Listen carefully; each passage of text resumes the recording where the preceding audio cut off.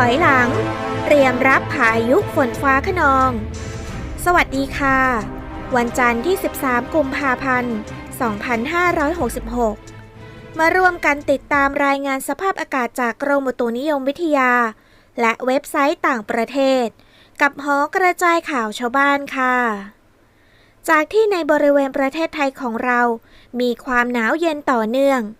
เมื่อย่างเข้าสู่ฤดูร้อนก็เริ่มมีสภาพอากาศที่แปรปรวนซึ่งในวันนี้เรายังคงต้องพบเจอกับสภาพอากาศที่ร้อนอบอ้าวอย่างต่อเนื่องหลังจากนั้นในวันพรุ่งนี้จะเริ่มมีฝนฟ้าคะนองและฝนตกหนักรวมถึงจะมีลมกระโชกแรงเกิดขึ้นซึ่งจะเริ่มเกิดขึ้นในบริเวณพื้นที่ใดก่อนและแนวโน้มลักษณะอากาศในอีก7วันข้างหน้าจะยังคงมีฝนตกต่อเนื่องหรือจะมีสภาพอากาศแปรปรวนอีกครั้งไปติดตามหาคำตอบพร้อมกันได้เลยค่ะขอขอบคุณทุกกำลังใจและการติดตามที่มอบให้แอดมินขอขอบคุณทุกการแชร์ที่เห็นว่าคลิปนี้มีประโยชน์กับพ่อแม่พี่น้องทุกท่านนะคะเชิญติดตามรับชมรับฟังได้เลยค่ะจากโมเดลสภาพอากาศของ ECMWF จะเห็นได้ว่าความกดอากาศต่ำเนื่องจากความร้อนยังคงปกคลุมบริเวณภาคตะวันออกเฉียงเหนือประกอบกับมีลมใต้และลมตะวันออกเฉียงใต้ยังคงพัดนำความชื้นเข้าปกคลุมจึงส่งผลทำให้บริเวณภาคตะวันออกเฉียงเหนือภาคกลางรวมทั้งกรุงเทพมหานครและปริมณฑลและภาคตะวันออกยังคงมีอากาศร้อนอบอ้าวกับมีฟ้าหลัวในตอนกลางวันโดยมีฝนฟ้าคะนองเล็กน้อยบางพื้นที่ในขณะที่บริเวณภาคเหนือยังคงมีอากาศเย็นโดยเฉพาะในบริเวณยอดดอยและยอดภูจะมีอากาศหนาวบางพื้นที่จากอิทธิพลของลมเหนือและลมตะวันออกเฉียงเหนือที่พัดนำความเย็นเข้ามาปกคลุมส่วนในบริเวณภาคใต้วันนี้จะมีฝนฟ้าคะนองเล็กน้อยถึงปานกลางส่วนคลื่นลมในบริเวณอ่าวไทยและทะเลอันดามันยังคงมีกำลังอ่อนชาวเรือชาวประมงเดินเรือได้ตามปกติแต่ขอให้ระวังในบริเวณที่มีฝนฟ้าคะนองหลังจากนั้นตั้งแต่วันพรุ่งนี้เป็นต้นไปบริเวณประเทศไทยของเราจะมีสภาพอากาศแปรปรวนอีกครั้งซึ่งทางกรมอุตุนิยมวิทยาได้ออกประกาศแจ้งเตือนเป็นฉบับที่ 3เรื่องอากาศแปรปรวนบริเวณประเทศไทยตอนบนซึ่งมีใจความว่าในช่วงวันที่ 14 ถึง 17 กุมภาพันธ์ 2566 บริเวณความกดอากาศสูงกำลังค่อนข้างแรงจากประเทศจีนระลอกใหม่จะแผ่ลงมาปกคลุมประเทศไทยตอนบนและทะเลจีนใต้ในขณะที่บริเวณประเทศไทยตอนบนมีอากาศร้อนประกอบกับในช่วงวันที่ 16 ถึง 17 กุมภาพันธ์ 2566 จะมีคลื่นกระแสลมฝ่ายตะวันตกเคลื่อนผ่านภาคเหนือและภาคตะวันออกเฉียงเหนือตอนบนลักษณะเช่นนี้จะทำให้บริเวณประเทศไทยตอนบนมีพายุฝนฟ้าคะนองลมกระโชกแรงและลูกเห็บตกบางแห่งรวมถึงอาจมีฟ้าผ่าเกิดขึ้นได้ในระยะแรกหลังจากนั้นอุณหภูมิจะเริ่มลดลงกับมีลมแรงโดยบริเวณภาคตะวันออกเฉียงเหนืออุณหภูมิจะลดลง 3-5 องศาเซลเซียสส่วนภาคเหนือภาคกลางภาคตะวันออกรวมทั้งกรุงเทพมหานครและปริมณฑลอุณหภูมิจะลดลง 1-3 องศาเซลเซียสจึงขอให้พ่อแม่พี่น้องบริเวณประเทศไทยตอนบนระวังอันตรายจากพายุฝนฟ้าคะนองลมกระโชกแรงและลูกเห็บตกบางแห่งรวมถึงฟ้าผ่าที่อาจเกิดขึ้นได้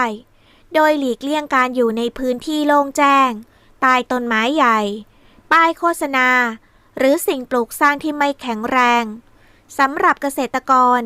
ควรเตรียมการป้องกันและระวังความเสียหายที่จะเกิดต่อผลผลิตทางการเกษตรเอาไว้ด้วยและดูแลสุขภาพเนื่องจากสภาพอากาศที่เปลี่ยนแปลงในระยะนี้โดยจากโมเดลสภาพอากาศของ ECMWF จะเห็นได้ว่ามวลอากาศเย็นกำลังค่อนข้างแรงจากประเทศจีนจะแผ่เข้าปกคลุมในบริเวณภาคตะวันออกเฉียงเหนือก่อน จึงส่งผลทำให้บริเวณภาคตะวันออกเฉียงเหนือจะมีฝนตกหนักกระจายตัวเกิดขึ้นได้บางพื้นที่ในช่วงเย็นของวันที่ 14 กุมภาพันธ์ หลังจากนั้นจะส่งผลกระทบในบริเวณภาคกลางรวมทั้งกรุงเทพมหานครและปริมณฑลและภาคตะวันออกในระยะถัดไปส่วนในบริเวณภาคใต้ก็จะเริ่มมีฝนฟ้าคะนองเพิ่มมากขึ้นและมีฝนตกหนักบางแห่งในช่วงวันที่ 15 กุมภาพันธ์ 2566 หลังจากนั้นในช่วงวันที่ 16 ถึง 18 กุมภาพันธ์ 2566 ตามโมเดลจะเห็นได้ว่าคลื่นกระแสลมฝ่ายตะวันตกเคลื่อนตัวผ่านบริเวณภาคเหนือและภาคตะวันออกเฉียงเหนือตอนบนในขณะที่บริเวณประเทศไทยของเรายังมีสภาพอากาศที่ร้อนอบอ้าวจึงส่งผลทำให้บริเวณประเทศไทยตอนบนจะมีพายุฝนฟ้าคะนองเกิดขึ้นในระยะแรกรวมถึงจะมีลมกระโชกแรงกับมีลูกเห็บตกและฟ้าร้องฟ้าผ่าเกิดขึ้นบางแห่งหลังจากนั้นอุณหภูมิจะลดลงกับมีลมแรงและเมื่อดูโมเดลต่อไปในวันที่ 18 กุมภาพันธ์ 2566 ตามโมเดลจะเห็นได้ว่ามวลอากาศเย็นที่ปกคลุมบริเวณประเทศไทยตอนบนจะกลับมามีกำลังอ่อนลงอีกครั้งส่งผลทำให้บริเวณประเทศไทยตอนบนของเราจะมีอุณหภูมิสูงขึ้นแต่สภาพอากาศโดยรวมยังคงมีอากาศเย็นกับมีหมอกในตอนเช้าสำหรับบริเวณตอนบนของประเทศส่วนในบริเวณภาคใต้นั้นจะมีฝนเพิ่มขึ้นอย่างต่อเนื่องตั้งแต่วันที่ 15 ถึง 19 กุมภาพันธ์ 2566 จากอิทธิพลของลมตะวันออกและลมตะวันออกเฉียงใต้ที่มีกำลังแรงขึ้นนอกจากนี้ยังส่งผลทำให้คลื่นลมบริเวณอ่าวไทยและทะเลอันดามันมีกำลังแรงขึ้นตามไปด้วยโดยบริเวณอ่าวไทยตอนล่างมีคลื่นสูง 2-3 เมตรบริเวณที่มีฝนฟ้าคะนองคลื่นสูงมากกว่า 3 เมตรจึงขอให้พ่อแม่พี่น้องชาวเรือเดินเรือด้วยความระมัดระวังและหลีกเลี่ยงการเดินเรือในบริเวณที่มีฝนฟ้าคะนองในวันและเวลาดังกล่าวมาต่อกันด้วยลักษณะอากาศรายภาคในวันนี้ทางกรมอุตุนิยมวิทยาได้คาดหมายเอาไว้ว่าบริเวณภาคเหนือจะมีอากาศเย็นถึงหนาวกับมีหมอกในตอนเช้าโดยมีอากาศร้อนกับมีฟ้าหลัวในตอนกลางวันอุณหภูมิต่ำสุด 12-24 องศาเซลเซียสอุณหภูมิสูงสุด 32-38 องศาเซลเซียสบริเวณยอดดอยอากาศหนาวถึงหนาวจัดอุณหภูมิต่ำสุด 6-15 องศาเซลเซียสภาคตะวันออกเฉียงเหนืออากาศร้อนกับมีฟ้าหลัวในตอนกลางวันโดยมีฝนฟ้าคะนอง10%ของพื้นที่ส่วนมากบริเวณจังหวัดศรีสะเกษและอุบลราชธานี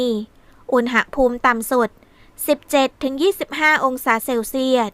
อุณหภูมิสูงสุด 36-38 องศาเซลเซียสบริเวณยอดภูอากาศเย็นถึงหนาวอุณหภูมิต่ำสุด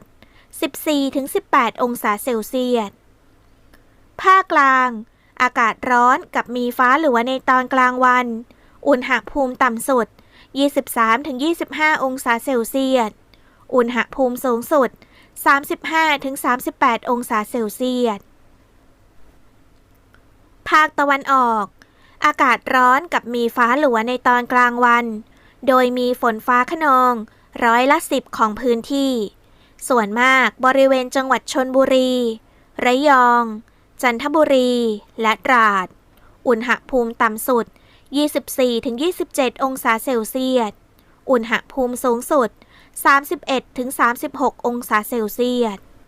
ทะเลมีคลื่นต่ำกว่า 1 เมตรห่างฝั่งคลื่นสูงประมาณ 1 เมตรภาคใต้ฝั่งตะวันออกมีฝนฟ้าคะนอง10%ของพื้นที่ส่วนมากบริเวณจังหวัดสงขลาปัตตานียะลาและนราธิวาสอุณหภูมิต่ำสุด 22-26 องศาเซลเซียสอุณหภูมิสูงสุด 30-34 องศาเซลเซียสทะเลมีคลื่นต่ำกว่า 1 เมตรบริเวณที่มีฝนฟ้าคะนองคลื่นสูงมากกว่า 1 เมตรภาคใต้ฝั่งตะวันตก มีฝนฟ้าคะนอง10%ของพื้นที่ ส่วนมากบริเวณจังหวัดภูเก็ต กระบี่ ตรัง และสตูล อุณหภูมิต่ำสุด 22-26 องศาเซลเซียส อุณหภูมิสูงสุด 32-36 องศาเซลเซียส ทะเลมีคลื่นต่ำกว่า 1 เมตร บริเวณที่มีฝนฟ้าคะนอง คลื่นสูงมากกว่า 1 เมตร กรุงเทพมหานครและปริมณฑล อากาศร้อนกับมีฟ้าหลัวในตอนกลางวัน โดยมีฝนฟ้าคะนอง10%ของพื้นที่ อุณหภูมิต่ำสุด 25-27 องศาเซลเซียส อุณหภูมิสูงสุด 32-36 องศาเซลเซียส จากที่เราได้ร่วมกันติดตามพยากรณ์อากาศจากกรมอุตุนิยมวิทยารวมถึงโมเดลสภาพอากาศของ ECMWF จะเห็นได้ว่าช่วงนี้บริเวณประเทศไทยของเรายังคงมีสภาพอากาศที่ค่อนข้างแปรปรวนจึงขอให้พ่อแม่พี่น้องทุกท่านดูแลรักษาสุขภาพพร้อมทั้งติดตามลักษณะอากาศอย่างต่อเนื่องซึ่งหากมีแนวโน้มลักษณะอากาศเปลี่ยนแปลงไปในทิศทางใดแอดมินและทีมงาน